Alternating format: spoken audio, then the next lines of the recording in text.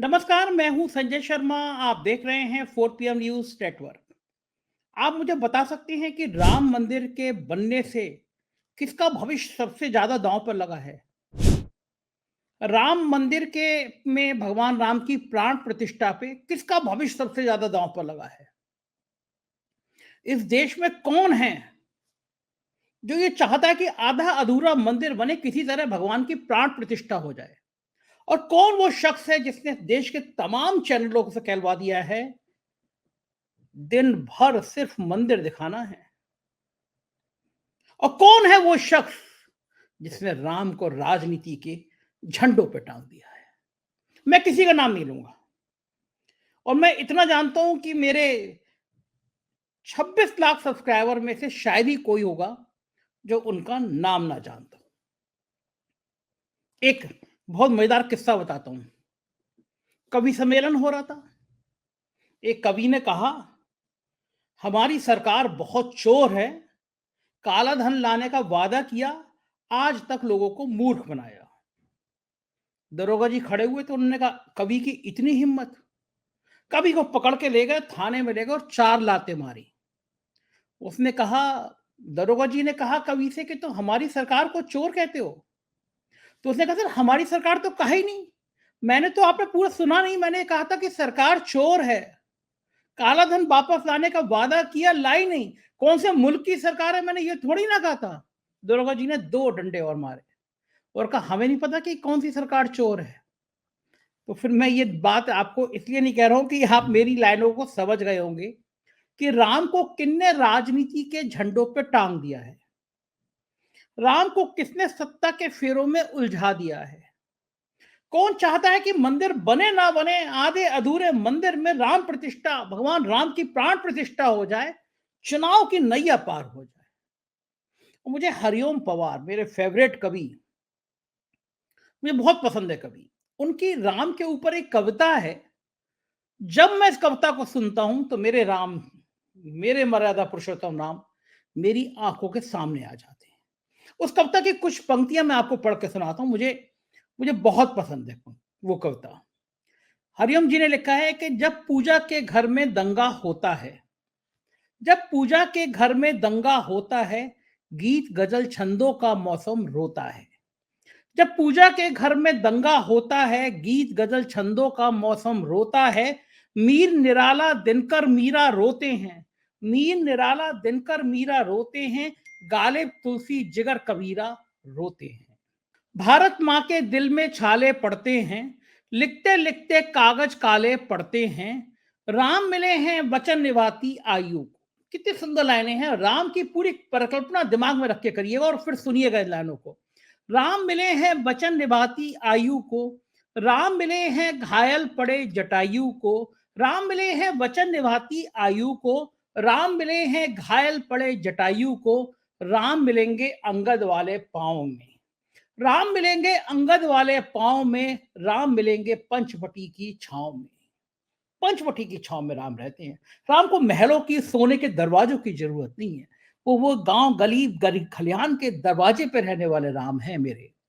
राम मिले हैं वचन निभाती आयु को, राम मिले घायल पड़े जटायु को, राम मिलेंगे अंगद वाले पांव में, राम मिलेंगे पंचवटी की छांव में, राम मिलेंगे मर्यादा से जीने में, हर समय झूठ, प्रपंच, नाटक, हत्या, दंगे, जहर नहीं मिलते राम में। राम मिलेंगे मर्यादा से जीने में, राम मिलेंगे बजरंगी के सीने में, राम मिले हैं वचनबद्ध वनवासों को, राम मिले हैं वचनबद्ध वनवासों में, राम मिले हैं केवट के विश्वासों में, राम मिले अनुसुईया की मानवता को, राम मिले अनुसुईया की मानवता को, राम मिले मां सीता जैसी पावनता को, राम मिले ममता की मां कौशल्या को, राम मिले ममता की मां कौशल्या को, राम मिले हैं पत्थर भनी अहिल्या को, राम नहीं मिलते मंदिर के फेरों में। लाइन सुनिएगा। और ये वो 2 लाइनें हैं जिन पे पूरा इतिहास नाच करेगा कि किसी कवि ने इस दौर में ये लाइनें लिखी थी जो मौजूदा व्यवस्था को आईना दिखाने के लिए काफी हैं। राम कहां मिलेंगे ये इन 2 लाइनों में पता चलेगा। राम नहीं मिलते मंदिर के फेरों में, राम मिलेंगे शर्वरी के झूठे बेरों में। राम नहीं मिलते मंदिर के फेरों में, राम मिलेंगे शर्वरी के झूठे मेरे फेरों में। राम मिले ममता की मां कौशल्या को, राम मिले हैं पत्थर बनी अहल्या को। राम नहीं मिलते मंदिर के फेरों में, राम मिले शर्वरी के झूठे बेरों में। मैं भी एक सौगंध राम की खाता हूं, मैं भी सौगंध एक राम की खाता हूं। मैं भी गंगा जल की कसम उठाता हूं। मेरी भारत मां मुझको वरदान है, मेरी भारत मां मुझको वरदान है। मेरी पूजा है, मेरा अरमान है, मेरा पूरा भारत धर्म स्थान है। मेरा राम तो मेरा हिंदुस्तान है, मेरा राम तो मेरा हिंदुस्तान है। राम नहीं मिलते मंदिर के फेरों में। चंपत राय जी का बयान सुन रहा था कि सोने का दरवाजा बनाया है हमने, अयोध्या के लोग हैं गला काट के ले जाएंगे, अयोध्या के लोगों का क्या भरोसा। राम मंदिर ट्रस्ट के सर्वे सर्वा बने हुए चंपत राय के अयोध्या में जिस राम राज्य की कल्पना करके राम मंदिर बनाया जा रहा है, उस ट्रस्ट के सर्वे सर्वा के बयान में हमने राम के लिए मंदिर सोने के किवाड़ दरवाजा बनाया है। क्या पता आपका पुजारी का गला काट के ले जाए। सुनिए जरा चंपत राय को, फिर आता हूं। बिल्कुल सही बात। क्यों दे गया 1000 गुलाब के फूल चांदी के? श्रद्धा है, श्रद्धा। काय की श्रद्धा, मैं क्या करूँ श्रद्धा? चांदी के फूल हैं 1000। जी तो मैं क्या बेचूं? नहीं फिर क्या करूँ? आप ही सोच के बताओ। ईश्वर प्रेरणा से कहीं ना कहीं उसको भी स्थान मिलेगा। क्या मिलेगा? सर अयोध्या धाम में आ गया, हम लोग धन्य हो गए, बस इतना हम लोगों ने बनाया। अयोध्या में गर्दन काट के पैसा ले लेते।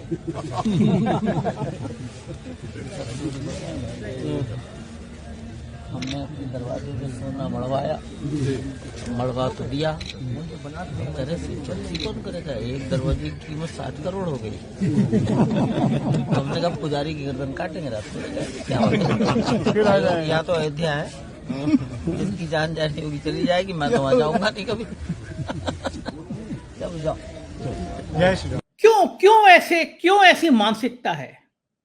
जहां भगवान राम की प्राण प्रतिष्ठा होने जा रही है, उस अयोध्या के लिए जो राम मंदिर के निर्माण का ठेका लिए हुए हैं, वो ऐसी बात कैसे कर सकते हैं? इसलिए कर सकते हैं क्योंकि उनको पता है कि ये मंदिर के पीछे की मंशा क्या है। उनको पता है कि वो जो हिंदू धर्म के सर्वे सर्वा है, आदि शंकराचार्य के वंशज हैं, आदि शंकराचार्य की शान है, उन शंकराचार्यों को गाली दिलवा देंगे क्योंकि शंकराचार्यों ने सवाल उठाया है कि आधे अधूरे मंदिर में प्राण प्रतिष्ठा हो नहीं सकती। तमाम धर्म शास्त्रों का हवाला दिया है, सही बात भी है। मेरे घर में, आपके घर में, मेरी दुकान में, आपकी दुकान में मंदिर बनता है तो आप क्या करते हैं? बहुत भव्यता के साथ आप मंदिर को सजाते हैं, साफ सफाई करते हैं। जब पूरा हो जाता है तो भगवान की मूर्ति को वहां स्थापित करते हैं। क्या कभी ऐसा हुआ है कि आपका मकान बन रहा हो और आपने लाके मूर्ति रख दी हो कि भाई मकान तो बनता रहेगा? आपने इसलिए नहीं करी क्योंकि आपको चुनाव उस मंदिर में मूर्ति रखने से नहीं मिलने वाला। आपको 2024 का चुनाव इन मंदिरों की मूर्ति से लड़ना है, इसलिए आपने ये ध्यान नहीं रखा कि क्या धर्मशास्त्र कहते हैं, क्या शंकराचार्य कहते हैं, क्या हिंदू धर्म कहता है। लेकिन आपको एक देश भर में नाटक फैलाना है और उस नाटक की परिपाटी आप पूरी तरह से कर रहे हैं। दिन सवेरे आप टीवी खोलेंगे, गोदी मीडिया के चैनल दिखाने लगते हैं, आज प्रधानमंत्री जी इस मंदिर में गए हैं, आज उस मंदिर में गए हैं। आज प्रधानमंत्री जी ने कालीन पे सोए हैं, उन्होंने केवल जल भी ग्रहण नहीं किया है। मैं जब पूजा करने बैठता हूं, मैंने कौन सा मंत्र किया, क्या उपासना करी, ये मेरी पत्नी को भी नहीं पता होता है। मैं कभी कैमरा लगा के पूजा नहीं करता। मैं कालीन पे सो रहा हूं, मैं उपवास रख रहा हूं, मैं भगवान के लिए इतना त्याग कर रहा हूं, इसको बताने के लिए मुझे कैमरे और वीडियो मैन की जरूरत नहीं पड़ती कि कैमरा लेके और वीडियो लेके और टीवी में खबर चलाने के लिए मैं लोग बैठे हूं।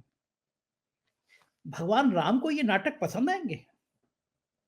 थोड़ी देर कल्पना करिए, भगवान हमारे सामने बैठे हैं, भगवान राम हमारे सामने बैठे हैं। भगवान राम के जीवन का ऐसा कौन सा क्षण था, भगवान राम के जीवन का ऐसा कौन सा पल था जिसमें उन्होंने अपने जीवन में इस तरह के नाटक नौटंकियों का इस्तेमाल किया हो। अगर मैं भगवान राम का अनुसरण करता हूं, अगर मुझे भगवान राम प्रिय हैं, अगर मुझे भगवान राम आराध्य हैं, तो मैं क्या यह नाटक करूंगा कि मैं अपने प्रभु राम के लिए उपासना कर रहा हूं, पानी नहीं पी रहा हूं, कालीन पर सो रहा हूं, उसका प्रचार किया जाए, गोदी मीडिया के चैनलों को मैं कहलवाया जाए कि दिन भर तुम्हें राम राम राम राम मंदिर दिखाना है और बताना है कि राम जी कहां तपस्या करने गए, और उसके बाद दिखाना है कि मैं भी वहां तपस्या करने गया। जेपी नड्डा जी उन्हें देवताओं का देवता कहते हैं, चंपत राय उन्हें भगवान विष्णु का अवतार कहते हैं। मैं कभी इस देश में कल्पना नहीं कर सकता था कि भक्तों की बुद्धि इतनी खराब हो जाएगी, भक्तों की बुद्धि में इतना गोबर भर जाएगा। गोबर कह रहा हूं, गाय भैंस का ये मैं नहीं कह रहा हूं। भक्तों की बुद्धि में इतना गोबर भर जाएगा कि वो शंकराचार्य पे कटाक्ष करने की हिम्मत करेंगे। वो कहेंगे कि शंकराचार्य गलत कह रहे हैं। मेरे यहाँ ज्योतिषी राजीव नारायण जी आते हैं, ज्योतिषी का प्रोग्राम करते हैं, आप सबने देखा है उनको। उन्होंने कहा, उन्होंने धर्मशास्त्र की किताब दिखाई मुझे, उसका अध्ययन करके उन्होंने बताया कि किस पेज पे लिखा है, और उन्होंने कहा कि आधे अधूरे बने मंदिर में, वो भी भगवान राम जैसे बड़े, सबसे बड़े भगवान के मंदिर में, शिव भी जिनकी उपासना करते हैं, उस मंदिर का आधा अधूरा निर्माण देश को, राजा को और प्रजा को खतरे में डाल देगा। आपदाएं आ सकती हैं, तूफान आ सकते हैं। मैं बहुत डरा, मैंने कहा ईश्वर करे आपकी बात गलत हो, कभी सही ना हो। और राजीव जी ने जिस दिन मुझसे ये कहा, राजीव जी ने जब मुझसे ये बात कही और मेरा शो हुआ, मैंने शो में ये बात कही कि राजीव जी ऐसा बात कह रहे हैं, और प्राण प्रतिष्ठा होने से पहले पूरा देश कांपा और भूकंप के झटके सुनाई दिए। राजीव जी ने एक ट्वीट किया है, उस ट्वीट में लिखा है, अधूरे राम मंदिर में शास्त्र विहीन प्राण प्रतिष्ठा का पूजन, 16 जनवरी को आरंभ, देवीय प्रकोप का प्रभाव, सेंसेक्स बुरी तरह टूटा, 1628 पॉइंट नीचे आया, 2 साल में इतनी गिरावट कभी महसूस नहीं की गई। राजीव जी का कहना है कि 16 जनवरी को पूजन प्रारंभ और 16 जनवरी को शेयर बाजार धड़ाम, 2 सालों की सबसे बड़ी गिरावट, लगभग 4 लाख करोड़ रुपया डूब गया लोगों का। राजीव जी ने मुझे फोन करके कहा कि इस घड़ी को टालना चाहिए, बहुत बड़ी बड़ी प्राकृतिक आपदाएं आएंगी, भगवान राम के मंदिर को, आधे अधूरे बने मंदिर को इस तरह इस्तेमाल नहीं करना चाहिए, जब तक मंदिर कंप्लीट ना हो जाए प्राण प्रतिष्ठा नहीं करना चाहिए। मोदी जी चुनाव जीतने के लिए प्राण प्रतिष्ठा करा रहे हैं, पूरा माहौल बनाना चाह रहे हैं जिससे लोगों का ध्यान बेरोजगारी पे, किसानों पे, गरीबी पे ना जाए, हर जगह सिर्फ राम मंदिर की चर्चा हो, लेकिन वो ये नहीं जानते कि देश का कितना विनाश करने जा रहे हैं। राजीव जी ने कहा है कि शास्त्रों में यह लिखा है कि जब तक मंदिर कंप्लीट ना हो जाए, मंदिर के ऊपर पताका ना लहरा जाए, जिसको धर्म पताका कहते हैं, मंदिर के ऊपर कलश स्थापित ना हो जाए, तब तक मंदिर में भगवान की मूर्ति की प्राण प्रतिष्ठा नहीं करानी चाहिए। कल मैं देख रहा था कि शंकराचार्यों के ने भी यही बात कही, और शंकराचार्य ने जब ये बात कही तो भक्त तिलमिला गए और उन्हें बहुत अपशब्द कहना शुरू कर दिया। थोड़ी देर को विचार करिए, आप भक्त हैं तब भी सोचिए, आपकी भक्ति अपने साहेब के प्रति ज्यादा है या आपकी भक्ति अपने राम के प्रति ज्यादा है?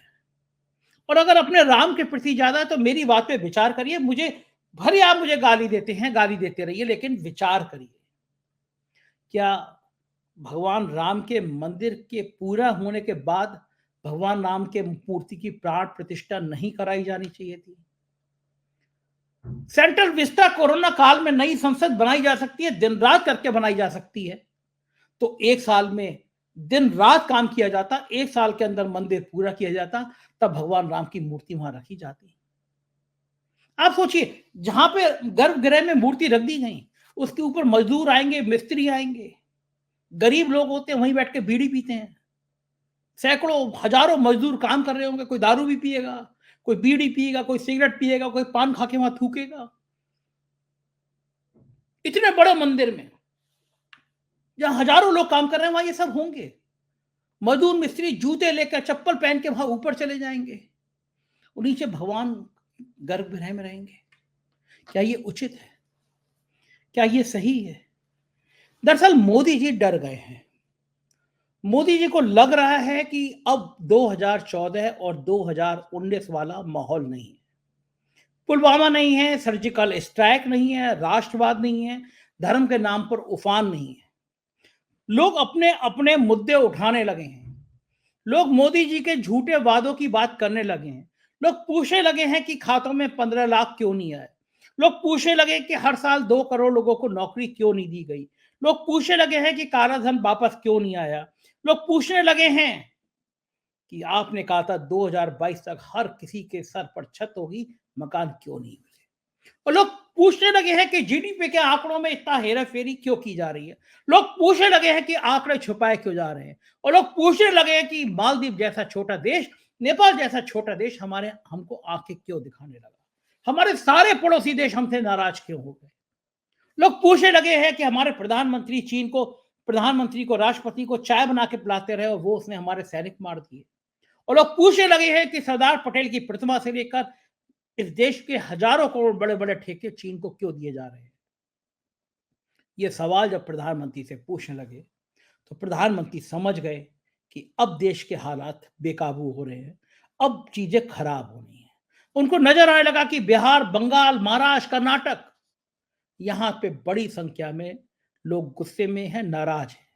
तो एक ही उपाय है कि सब लोगों को राममय कर दो। मंदिर बन नहीं सकता था, चुनाव सिर पे हैं, तो किसी तरह से आधे अधूरे मंदिर में प्राण प्रतिष्ठा करा दो। सारे गोदी मीडिया के चैनलों को लगा दो कि दिन भर तुम्हें सिर्फ राम मंदिर, राम मंदिर, राम मंदिर की धुन बजानी है। मैं जो कर रहा हूं वो दिखाना है। लोगों के मन में हर हालत में ये बढ़ा देना है कि सिर्फ मैं ही राम मंदिर बना सकता हूं। हजारों करोड़ रुपए फूक दो, गांव गांव में चावल पहुंचा दो। चावल कहीं से आए मैं इस पर कुछ कमेंट नहीं कर रहा। लोगों को प्रसाद पहुंचा दो, प्रसाद कहीं से आए। राघव को भगवान राम की फोटो पहुंचा दो, कहो कि भगवान राम की इज्जत का सवाल है, वोट मुझे दे। क्या भगवान राम कहीं होंगे तो वो देख नहीं रहे होंगे? वो देख नहीं रहे होंगे उनके भक्त उनके नाम पर क्या खेल कर रहे हैं। कैसा लग रहा होगा उनको? उनकी अपनी सरयू नदी, उनकी अपनी अयोध्या इस तरह नेताओं के आचरण से मैली हो रही है। इस तरह नेताओं के गलत बयानी से मैली हो रही है।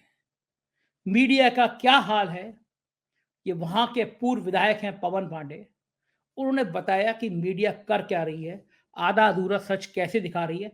सुनिए पवन पांडे ने गोदी मीडिया की धुलाई कैसे की है।